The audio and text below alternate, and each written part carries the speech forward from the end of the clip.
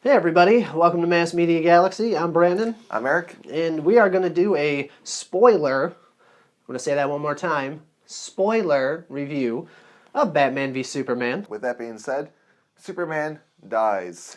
Or does he? We're fucking going right there, huh? Pretty much. Start with positives then, I guess. Yeah, absolutely. With a few of them that there are. I would say, acting wise, Ben Affleck was good in the movie. He played the part well for how the role was written. I just didn't like how the role was written. Henry Cavill too, I thought, did a fairly good job of what he was meant to do in the movie. Amy Adams, Lawrence Fishburne, Jeremy Irons, which is probably my favorite character in the movie, I would say, with Alfred. Yeah, those are some positives of mine. What did you think of those actors? I think they all did really good. I super like Henry Cavill as Superman. I've said that like a million times. Because definitely looks the part. On this panel, I'm a Man of Steel defender. Eric, I'm the hater. He's not a big fan of it, but I think Man of Steel is an amazing movie now that I've seen Batman v Superman, because that movie was a total mess. There were some problems with Man of Steel, but not as many as these. Yeah, Henry Cavill, he gets really stupid lines. There's that scene with him and Amy Adams outside of Amy Adams' like hotel room or whatever, where he's got to talk about, this is before he goes back to talk to Martha, his mom, one more time. But he just, it's the bad script. But the actors are doing the best job that they can. I thought Ben Affleck was awesome as Bruce Wayne and awesome as Batman. I don't sit here and think that he's the best Batman we've ever had. I still think Christian Bale pretty much has played that character a little bit better at this point, but we've only seen this one movie so far from him. But the line deliveries are great. And we've only seen it once, so we have to give it a little bit more time to soak in. Time to settle, yeah, and I'm sure we'll see it a few more times and might talk about it a bit more. But, overall, you said it in the normal review, he comes off paranoid. But I don't have a problem with the way that goes with this Batman. I mean, even Superman was super dark in this one. And Batman's a killer in this one, by the way, everyone. There's another awesome Batman kills. thing. Yeah, Batman shoots people, no problem, killing, exploding. He's got no problem breaking people's necks. So, and that's tough because it's hard to see, why he would do something like that in the movie. But I guess if you put together the fact that he saw all these things happen with Superman, and he's just, when they see in the movie, and then to the trailer too, we have that reveal of Robin's suit, which convinces me even more that the Joker is Jason Todd. There's another crazy theory out there, but Batman has that line where, and Superman says it too, where, the good people don't stay good forever. So when Batman said that line too, I was like, okay, maybe Jason Todd is the Joker, which has been thrown out there. It's definitely a possibility. I would still go below 50% though. I would say 30%. I'll go with the 30%. Mm-hmm. Another positive I think was I really liked the chemistry between Amy Adams and Henry Cavill. They have really good chemistry between the two of them. Their relationship comes off as genuine, more so than in Man of Steel, I thought, because they didn't really have much to work with in Man of Steel, I thought. This one they had more to work with, although it was very poorly written. The chemistry came up between the two of them, though, I felt. Well, in Man of Steel, she's chasing him. So, he's doing something amazing, and then she's the reporter on the scene afterwards, so they don't get really a chance to meet up. And then in this one, they live together. They're not married yet, apparently, but they live together. That's another spoiler. He was going to ask her to marry him, because at the end of the movie, he gives Martha Kent gives Amy Adams' character gives Lois Lane an engagement ring at the end. But with Superman being dead, that may not happen. I was going to say positives. I'll stay with the positives. So, stuff I really, really liked about the movie. There are scenes where, the fighting scenes where Wonder Woman jumps in and Batman goes, oh, shit, right as he's about to basically get killed by Doomsday, because Doomsday would totally roll Batman, which is another thing. And during that fight, there's some really cool things where, Doomsday knocks Superman out, he kind of knocks Wonder Woman out of the way, and Batman's the only one there to try to keep his attention. And every time Doomsday charges up like his laser eyes to shoot at Batman, he's like, holy shit, and he's shooting his thing and getting out of the way because he knows, I'm not a god, I can't stand up to this thing. So like that was really cool. So that whole fight sequence, I think, with Doomsday was awesome, although the creation of Doomsday was quite contrived, in my opinion. That made no sense to me whatsoever, but we'll save that for the negative section. Positive for me, too, that Batman fight scene at the end. So the one that you see in the trailer that shows Batman jumping off the end of the bat plane and fighting all those guys inside of the warehouse, you think that that's in the beginning of the movie.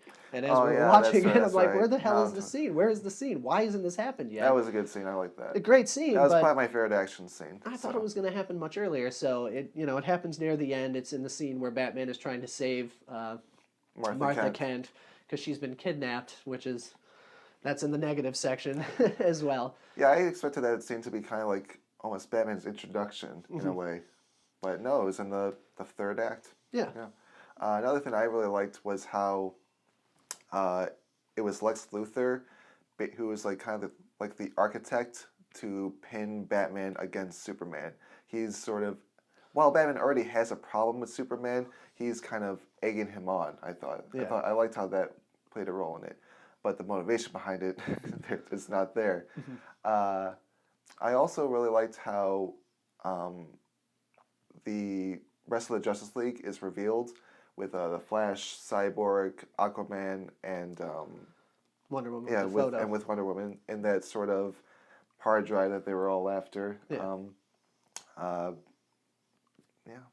Yeah, so like Lex knew all of that stuff about. He's the one who figured out there's a little file that Batman steals from Lex during the scene where he gets invited to his house for some kind of, I don't know. Lex Luthor just wanted. See, that's the thing is I think that whole scene now where they everybody meets, like that whole scene, like obviously you've seen the movie, so they all get out of their awesome cars and they go into Lex Luthor's house, and then he does this little speech and everything, and everyone's meeting each other. Well, during that scene, Batman is stealing information from Lex Luthor, which tells me that the only reason he invited the two of them to get Bruce Wayne and Clark Kent, because he already knows who these people are. From the beginning, you can assume, based on the story of the movie, that before this movie began, Lex Luthor already knows Clark Kent is Superman and Bruce Wayne is Batman. Because there's no other reason, because you never see them together, and all of a sudden they're in the scene, and he walks up and he's like, Clark Kent meets Bruce Wayne. Never once before were they introduced Was he invited there just as a press, though? I'm not sure. I can't remember.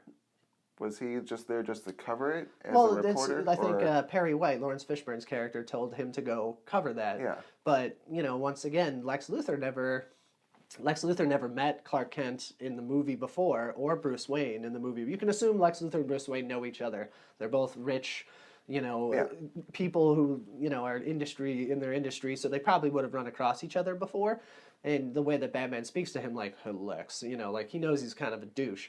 But when he walks up to him and he was like, Clark Kent, meet Batman, meet Bruce Wayne, you're like, how does he know that both of them and they're meeting each other? Because Lex, now that you've seen the whole movie, you can totally agree with. He knew that they were both. He knew he was. And actually, now this is bringing my review up, by the way, because these are things that I was pissed off that weren't set up in the movie, and now I'm realizing by talking about it, some small amounts of these things were actually being set up. Another thing I liked, while I didn't like the Batman v Superman part, I did like the Clark Kent v Bruce Wayne conversation.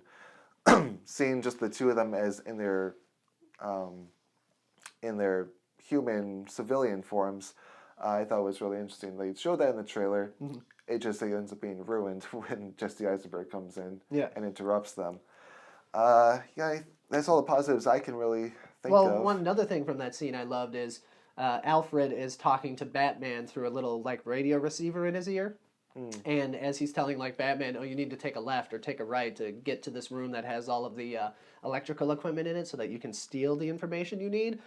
Superman, Clark Kent, is there, and he, with his super hearing, could hear Alfred talking to Bruce Wayne. So, right there, I feel like he figured it out on his own, too. Right. He does call him Bruce later in the movie, right before they fight. He's like, Bruce, we Yeah, got to talk. he Don't knew. beat the shit out of me yet, man. We have to, because it was Lex that set everything up. Exactly. So Lex was also the one who sent Bruce Wayne the photos about the family.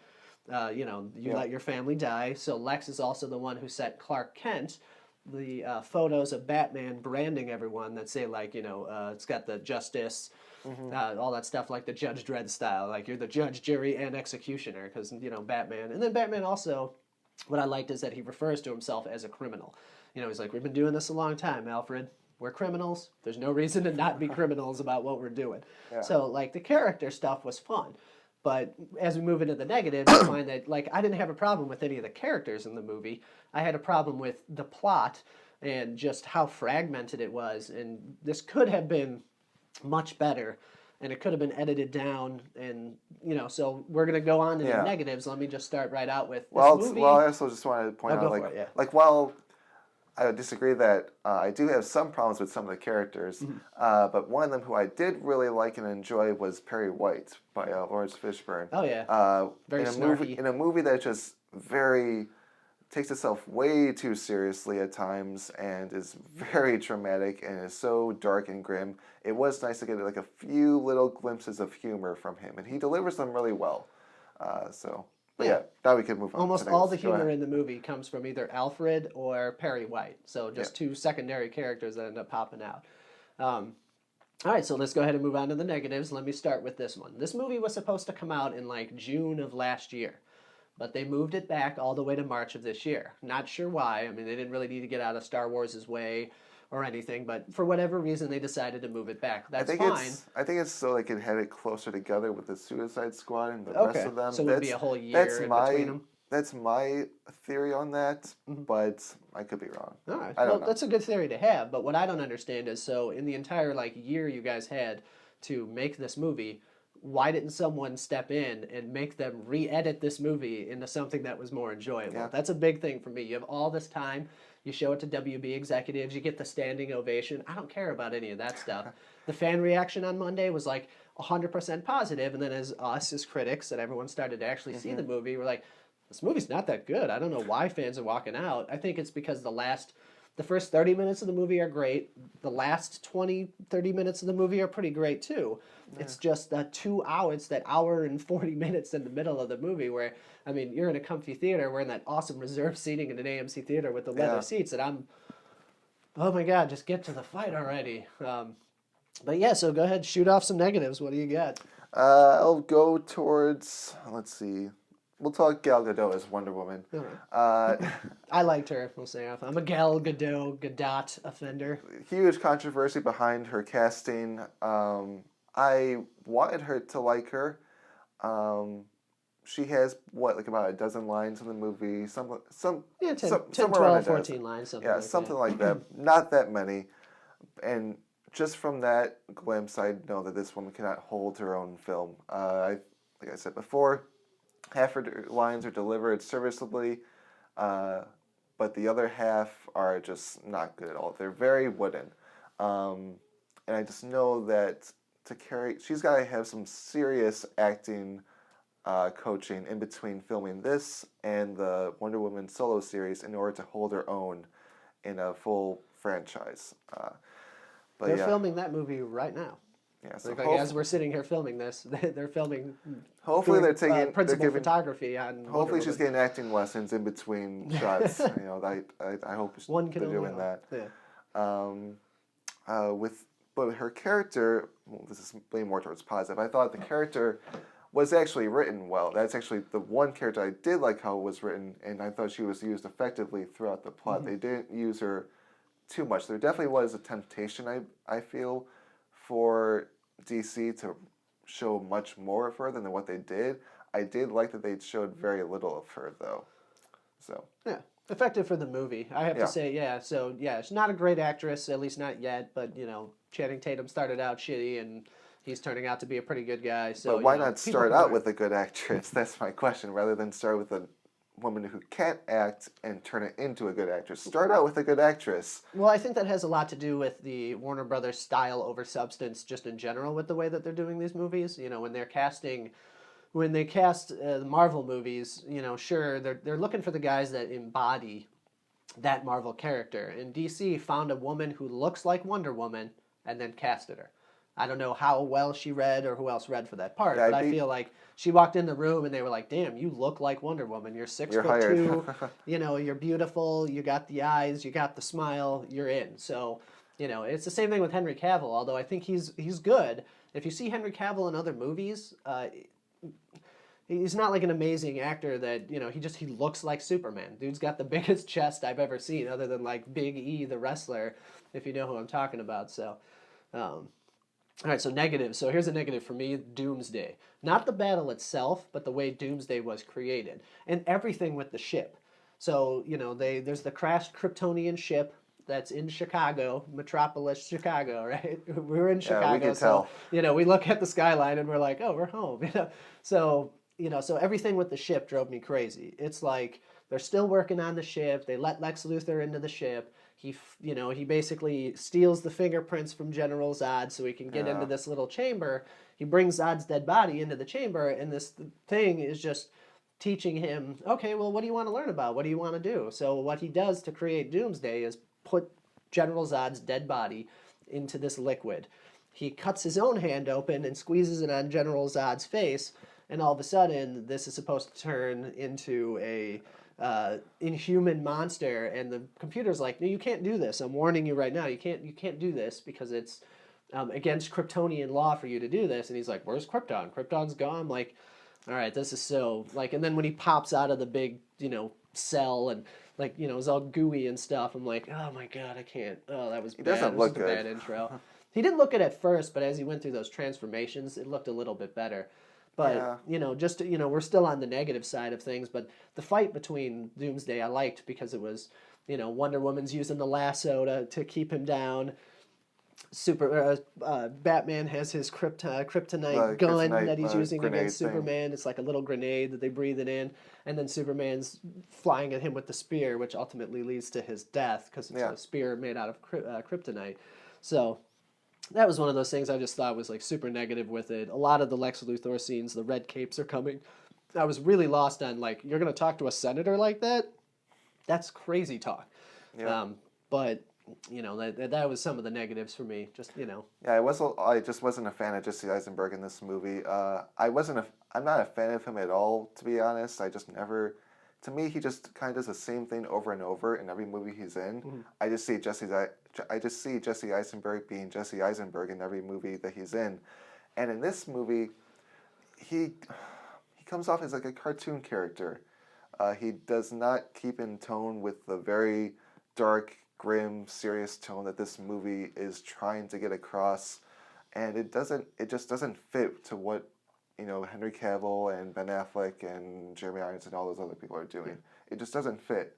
Would you agree well, with that? well, I agree with it, but only because they never set it up. So if there was like a scene where they said like Lex Luthor's dad, because he's basically Lex Luthor Jr. in this movie, Yeah, you know, if there was a scene where Lex Luthor's, you know, you find out like Lex Luthor's dad was killed by Superman or something like that would drive him crazy, then it would make more sense for him to act the way that he acted, like overactingly crazy.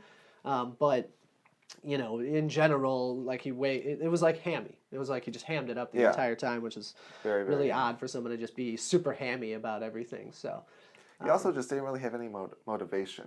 all Really. the character motivations don't make sense in this movie, except for Superman's. I think he's the Yeah. only one that had like an okay character arc. Batman's character arc is already over by the time the story begins, and he's on this "I'm going to kill everyone" thing, which is a super negative to me. Henry Cavill actually, like I said, it made me want to watch Man of Steel and made me want to read more Superman comics again I give you because some I really recommendations. like the way that his curve went through. Um, but you know, you're right. You're definitely right about the way Eisenberg acted the part. But you know, that's another one. He went in there and he read like a crazy person, and they were like, "Sweet, let's just go for it." So you know, that you hit that point. And then another negative I would put in there is Superman's death. Not that his death was a negative, but the fact that because he's the only character with a decent motivation, and the film is so sloppy up to that point, when he ends up dying, you don't give a shit about him dying. You know, I think they put it in there because they wanted the movie to feel heavy and they wanted you to walk out going, man, I just saw something super serious, man. Wow, that movie Yeah. was really good. It was really serious, but it wasn't. Like it was serious, but it was the tone, since the tone was just dark the whole time and it didn't have spots of levity, it didn't have a couple spots to explain its darkness. It just didn't make any sense. So him dying in the end, I didn't feel it like I felt Han Solo's death. His character is well developed. I love Han Solo throughout that movie, and then when he gets killed in Force Awakens spoilers. Then when he gets killed in Force Awakens, you're like, oh, you actually feel it. Even though the scene wasn't executed as well as I think Superman's death scene was executed. I loved him flying with the kryptonite spear towards Doomsday, and he's like losing his flight because he's just trying to keep everything together and stabs him through the chest. So there are some parts of that I really liked. So And it's only being done so they could tell the rebirth of Superman or Superman Returns storyline from the comics. Yeah. And tie it in with the whole Justice League movie, which I don't like because it's a waste of time, really, in my opinion. It's like, just get to the damn Justice League movie already. Yeah. Well, no, the Justice League movie's starting to film later on this year, so you will have Superman's return in it, which also show at the very end of the movie as well. That scene pisses me off. Superman's dead. Okay, everybody, Superman's dead. Right before the credits hit, the dirt that Lois Lane throws on his grave starts to raise up. She's like, oh, so he's not dead. Okay, thank you for letting. Now you killed all of everything that I felt like at the very end of the movie in the first place. So, but I mean, and then the setup for the Justice League, I think because they spent so much time making sure that we saw the setup happening, that scene where Batman has his nightmare sequence, which is an interesting film on its own, but let's set up Darkseid. Let's set up a character that the general public has absolute zero knowledge on. Let's set that guy up throughout these little scenes, and you have a flashback. You have Flash doing his time travel he did in Operation Flashpoint, and reaching out to Batman and trying to explain to him how he needs to set things up. It's like, man, just drop all of that stuff from this movie. I understand what we're getting to in the Justice League. If you take out a couple of those little... I mean, I could have done this movie without the nightmare sequence and been completely satisfied. I didn't need to see that. So I don't know what you think, but I thought the Darkseid stuff was all negative to me. Yeah, it's just a waste of time. It transfers to another point that I just hated, was that the script was just completely unfocused. Yeah. There was no focal point of the movie. You thought it was going to be centered on Batman v Superman, but it wasn't. That's It was 7 minutes of the movie. It's completely disjointed and convoluted and just scattered all over the place. Another thing I had to bring up is Ben Affleck and Batman. Sorry, everybody. Had a slight technical glitch there, but we're back. We were talking about your negatives and Ben Affleck, I believe. Yeah, not necessarily Ben Affleck, just more how Batman is written. Not a fan of killing Batman. Well, I mean, I not grew so much. because I always grew up with the Batman that killed. Batman and Batman Returns. He killed people. He shot him with missiles. He burns the dude with the afterburner. So it's like, to me, Batman wasn't always that character that like, oh, I want to save everybody. Nah, he kills. I'm fine with it. It wasn't so much the killing part. To me, I said this to you before. He comes off as a paranoid lunatic in this movie. His whole reasoning behind being against Superman is because he feels he's a danger, that he's a threat, which is understandable, but the way he goes about it makes him look psychotic and insecure. The line where he's saying to Alfred, if there's even 1% chance that he is a threat, then we have to take that with an absolute certainty. And so his perception of Superman is the same perception that Dick Cheney had on Iraq. Mm-hmm. There's just no logic behind it. I just had that problem with it. He comes off as a very unlikable person in this movie, and that's why when there's the eventual Batman v Superman fight, I was rooting for Superman. I wanted him to kill Batman. I didn't like the character. And Batman almost kills Superman. I mean, if it isn't for the coincidence of Martha being both Superman's mother's name and Batman's mother's name. So there's a giant negative for me is Superman is down and Batman's got his foot on his throat and he's basically just going to stab him through the face, it looked like, with the spear with the kryptonite on the end of it, and he's like, I have to save Martha. And he's like, why are you saying Martha? And I'm like, oh my god, you guys, you made me sit here for 2.5 hours to see 7 or 8 minutes of Batman and Superman fighting for it to end in a conversation of Martha? So, yeah, that was bad. Although I did like the fact that, Batman beat the shit out of Superman, which is basically what happened in Dark Knight Returns. Too, I would have liked it if they reversed it. I would have actually Oh, liked okay, that. cool, yeah. I would have liked that. Would have been a surprise to people, yeah. Would have Yeah. thrown them off, yeah. To comic book readers, it would have been a surprise. Not to the general public, I think, but Yeah. I would have liked to have seen that. But yeah, just getting to that scene again, the whole thing like, wait, Martha, your mother has the same name as my mother? Well, waka waka, I guess I can't kill you now. Yeah. It stunned him long enough for Superman to be able to explain, that Lex is the one that's really behind this all. Yeah. Which, I mean, a lot of that stuff, and that's funny because I'm always like, oh, the fight scenes were cool. Yeah, physically watching Batman and Superman fight each other and throw each other around a room was fun, but the way that the scenes played out. So during that scene, Lois takes the kryptonite spear and goes and throws it in the water. Why? No idea. She just does. And then that drove me crazy. So she's nowhere near the battle that's happening with Doomsday, right? Right. But Batman has a line where, oh, there's a weapon I left the spear, the kryptonite spear that can actually kill this Doomsday guy out there. We have to go get it. Amy Adams is nowhere near them. Lois Lane is nowhere near them, and she just runs over and starts trying to get the spear herself, and then eventually gets trapped underneath it, and then Superman has to go save her. And then the scene that looks like Superman 1 to be him in the water, like in Superman 1 where he chains up Christopher Reeves with the kryptonite, he's like like in the pool outside. I thought that was a cool little nod to that, because when he was coming up in the water and she's helping him out with the kryptonite, I noticed that. I was like, hey, that's very Superman 1 of you guys. But I mean, that didn't make any sense to me. How does Lois Lane know? I think it's just all the small little plot details that make me just want to hate this movie, even though I can't, because I love these characters. I think what happened was there was a pickup shot of her showing her getting to that scene, but they just edited it out just for the sake of time, and which just points out that this film was horribly edited. Just stuff just does not flow together right. The scene transitions are very quick and abrupt. There's one scene which I have very mixed feelings about. It's the scene between Superman and his mother when she's giving him the sort of pep talk. She has some very good sort of motherly wisdom, saying like how be their hero or don't. You don't owe this world a thing. I really like that. The problem is it starts off with the very cliche line of people hate but they don't understand. And it's like that line has been used so many times over and over again. It's incredibly cliched, and they use it in Man of Steel, and they say it in a way that they think it's clever.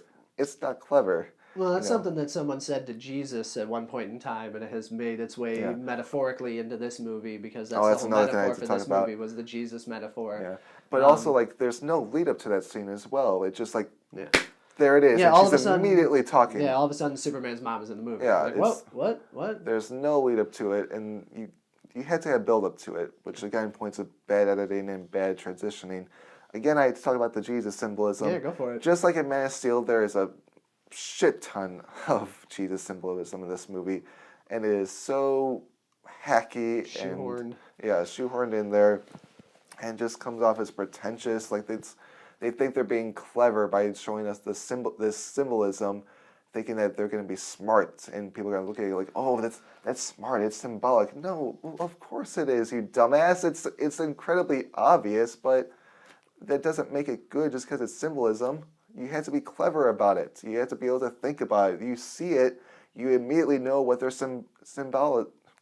You immediately know what they're trying to reference. So that's my beef about that. Yeah, and then like little things like I didn't like the way that so Lex Luthor kidnaps both Martha, Clark Kent's mom, and Lois Lane, and this is right after a scene where we see Superman again at the top of a mountain, wearing his snow gear, and he's talking to his dad, and his dad obviously died in the tornado scene in Man of Steel, but he's talking to him, so that scene was just odd on its own, but we leave him there. Okay, so like he's off in the Himalaya mountains, he's in the middle of nowhere.